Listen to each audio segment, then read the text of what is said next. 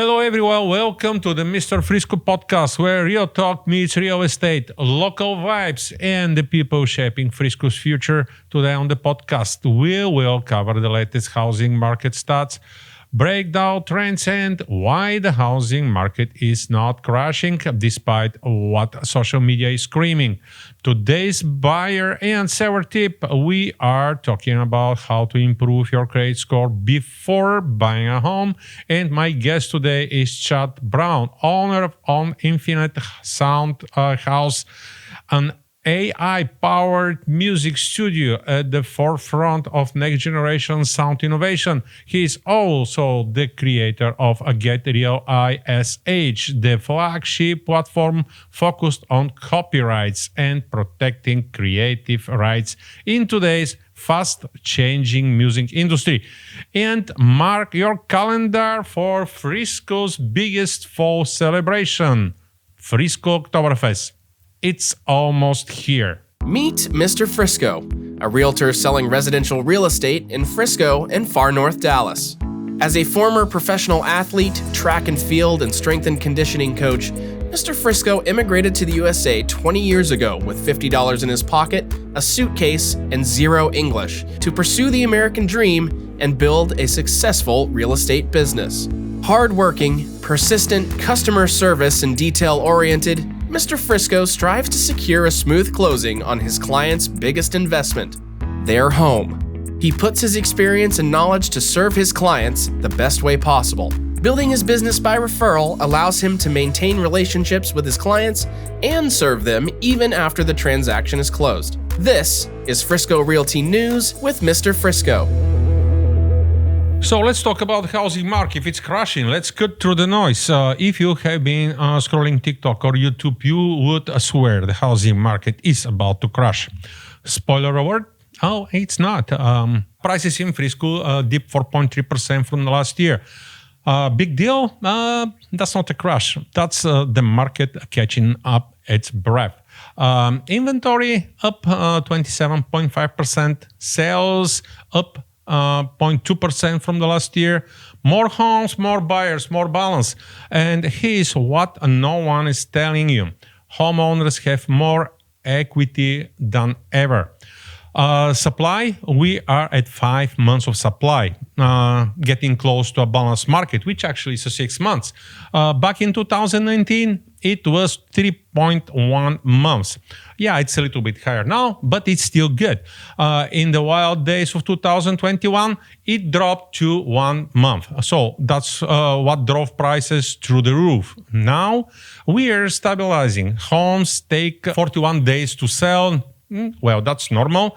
Not the frenzy of 2022 when inventory flew off the shelves in 4 days. So next time someone screams crash, ask them to show the data, not the drama. This is not doom and gloom. It's a healthy reset. So, for today, buyers and seller tip, we are talking about how to improve your credit score before buying a home. Thinking of buying a home, your credit score is a big deal. It affects your loan approval, interest rate, and monthly payment. Here's how to improve it. Pay every bill on time, no exceptions. Keep credit cards balance under 30%. Don't open new credit lines before applying. Dispute any errors in your credit report and keep old accounts open. They help your score. And talk to your lender early. A good lender can review your credit report and guide you to a quick wins to boost your score before you apply. Start preparing 3 to 6 months ahead. A better score equals better loan terms. Need credit help? I have some trustworthy credit repair pros and lenders. So reach out and I will connect you. So now it's time for my guest, Chad Brown, owner of Infinite Sound House and Get Real ISH. Hey, Chad, how are you? I'm good. Good to have you. Great to be here, finally. Great. So you own Infinite Sound House, and actually Get Rio, IHS as well, or you partnering there? So that's both yours. Okay. Yeah, both. That's cool. So before we got to these companies, because as I know, the Infinite Sound House is a AI technology with music creation. What's your background first? Great question. Where do you come from, and why did you decide to get in this business? Well, it's exciting for one. My career has been technology and music. So I actually, we go back a ways, but long before us, there was music in my background. I actually did some paid vocal and a little bit of instrumental as well. So when this technology came out and I could make music just magically happen, I was so, as both a technologist and a musician, I was so excited. I had songs I'd written 20 years ago that I just never really finished, and it was an opportunity to immediately hear overnight, or I could overnight make a lot of music, but instantly hear what the music sounded like. All right. So it's a music and technology. By the way, I like music, and I never imagined that technology could get to that point, to crossroads with music. So aren't you worried about that this AI, using AI creation in music, it's gonna move aside the human part, the creativity of the songwriters, of the artists?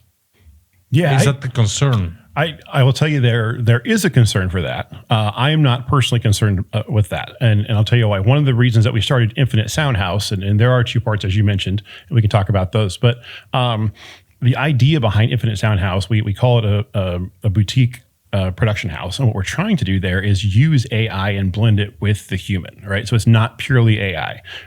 We write all of our own lyrics, for instance, and then we use the AI to start understanding. It's a great way to start to hear different versions. You don't have to have different musicians. You don't have to have different bands, different session sets.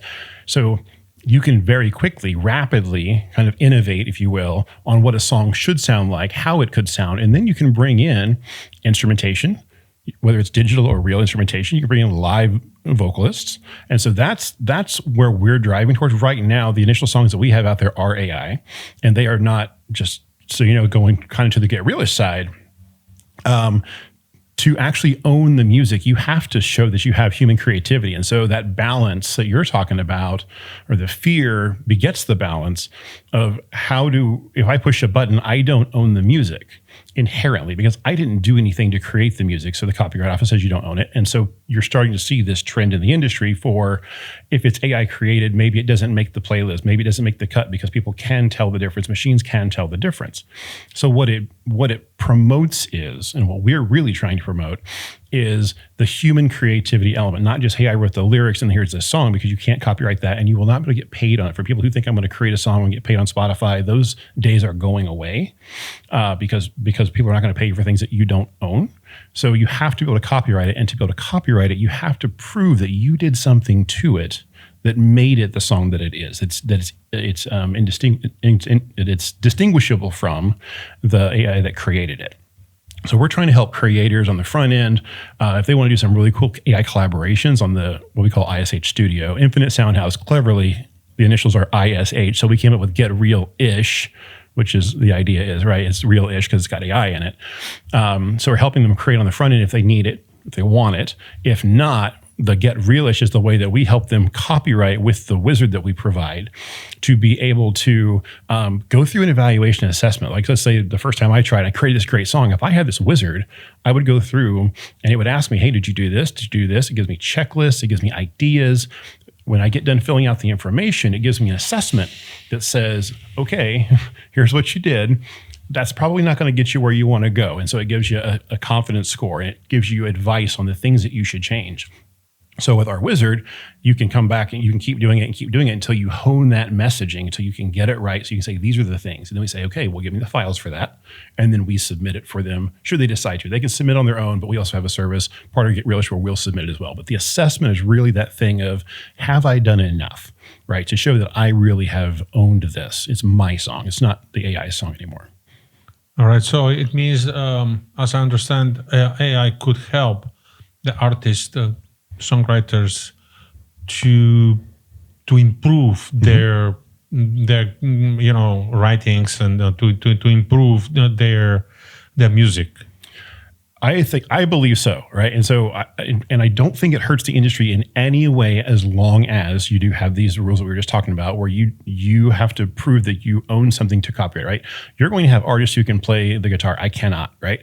But what I can do is I can sing to a song, and I don't have to hire a guitarist necessarily to have created the song, to find the path, to find the direction for the song I want.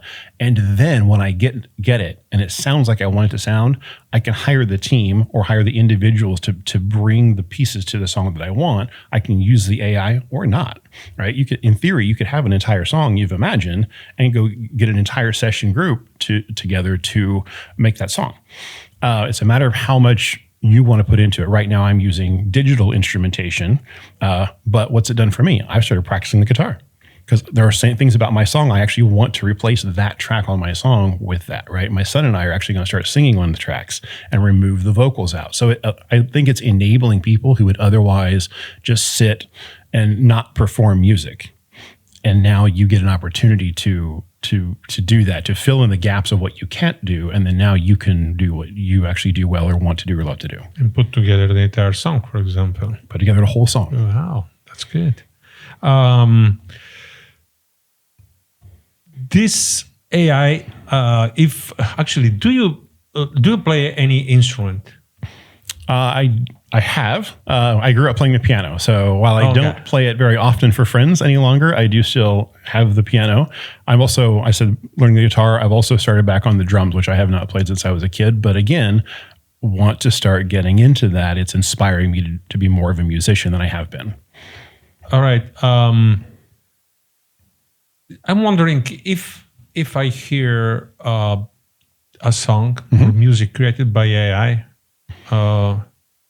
can I tell if it is created by AI or not? Because I'm not very familiar with this. As the models get better, it is getting harder and harder for the human ear. There are still some hisses that you'll hear once in a while, and that's just the nature of the technology and how it creates. The models are getting better every time. It's getting more and more difficult. What can happen still, and for the foreseeable future, and this is why the copyright comes in handy, machines can tell the difference. That when the AI creates a song, it's hollow in a way that we can't hear it. But if you look at it, there are certain pieces of it that are missing that would not be missing if a human created it. But professional can easily figure it out. I think so. I think if I played, I have 15 songs out there right now. I think if I played those for you, I think the majority of them, there would be a part in them that you'd be like, wait a second, right? And you see that in videos when you see them online as well. And it's like, wait a second, that wasn't. There's something about them where you can typically find the path. All right. So let's talk about the Get Rio. It's about copyrights there. 100%. Why did you establish that company, and what's your goal with it? Yeah, and it ended up, again, it formed out of Infinite Sound House. And then we were one of those people. It's like, I'm going to make $1 million on Spotify, just selling my music, and I'm going to live on a beach somewhere and just, create AI music. That wasn't it. But a lot of people have that. And because the industry has started to try to figure out how should AI artists, right? Because they can flood the market. And there are all kinds of stories of people who have done that.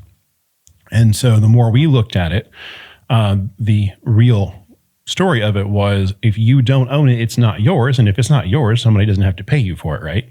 So it's kind of like picking up a Coke bottle off the street and trying to sell that. It's kind of hard to do that.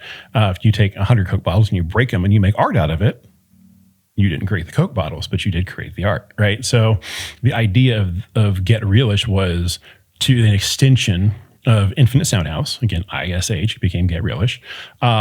We're creating music. We want to copyright it. We want to help creators who are trying to navigate this space as well, both on the, hey, do you want to create with us? Most people won't because they're just creating songs with AI. But if people want to do real plus AI, hopefully we become the go-to for that. And then we're really trying to push the space so that, like I said, right now, a lot of things are YouTube, Instagram, the publishing, Spotify. Was this created with AI? People want to know, was it created with AI? If it was created with AI, there are certain rules that apply. We want there to be another checkbox that says, but I own the copyright. I did. I know AI created it, some part or all, and we want to disclose that, but I own it. So therefore it is my creation that I'm giving you. And it becomes no different than having used samples and beats. We talk about music, machines creating music. That's just because we haven't heard the vocals yet. But we've been hearing machine instruments for a long time. Machines have just figured out how to make the vocals happen now, and generate it all on their own, obviously. But so there's that. That's how Get Realish kind of came about. Was how do we help people? And again, our goal with that is to give them the assessment. We do the copyright for sure. And there's actually you can use the studio if you come back with something like, take the first one I ever did on a mobile app I created. So if I hadn't known and I said, Get Realish, assess this, and they would say, well, my wizard would say, well, you didn't do anything at all here. Do you want someone to help you master this? Because not everybody has the skills to put you in. Like I take everything into Logic Pro. I really bring in some elements to it to make it. I mix it, master it, arrange it, produce a full song out of several tracks, by the way. 500 on one of my songs I created, 500 tracks to get the right sound. So it's not like I'm not putting in the effort. Copyright Office says sweat equity does not count. So you have to have created something.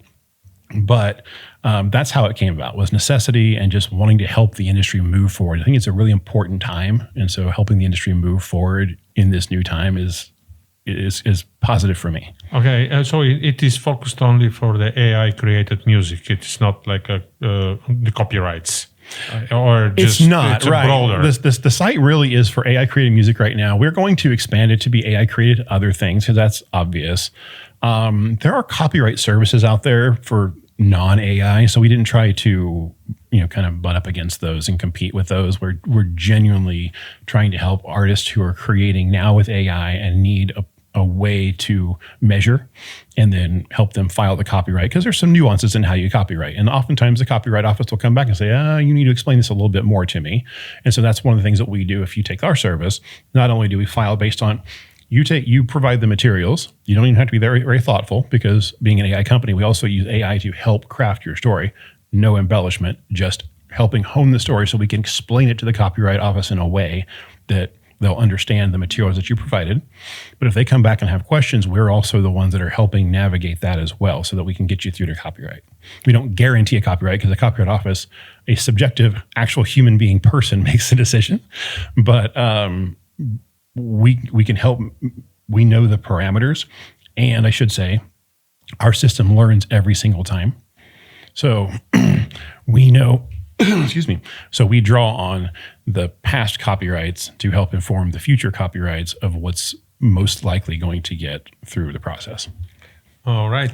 Well, now, if someone wants to create a music, how can they find out your application, YouTube, or how they can reach out or find out and to start making music by their own?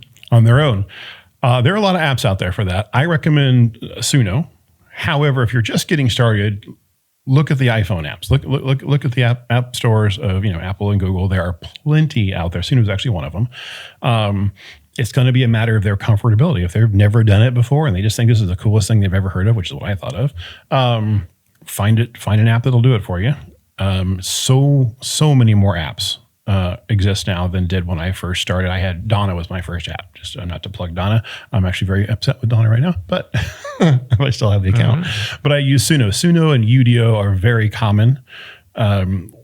We're going to start putting out some content to kind of help people with which one, but there's YouTube content out there. People are like, hey, I'd like to use this for this. What are you going to try to do? I have found that Suno has been the best of them, Suno and Udio, which is just audio without the A. Cleverly, I like cleverness.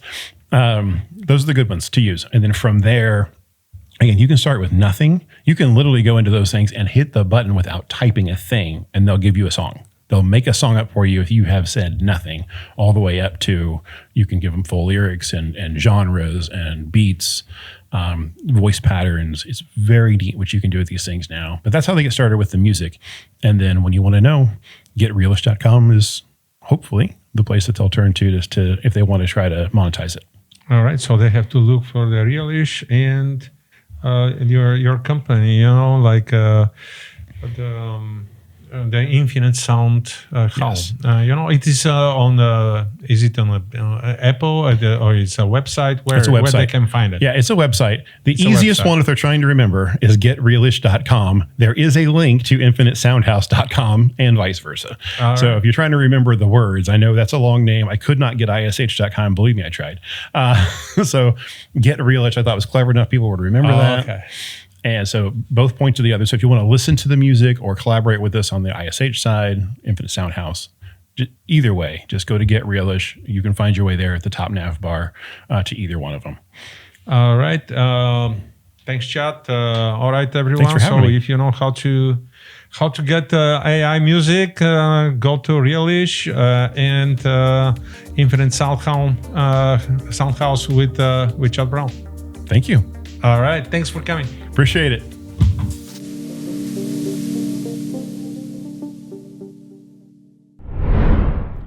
All right. And now, mark your calendars. Frisco's biggest fall celebration is almost here. On Saturday, October 4th, from 11 a.m. to 9 p.m., the Star in Frisco's Tostitos Championship Plaza transforms into a full-on German festival for Frisco Oktoberfest.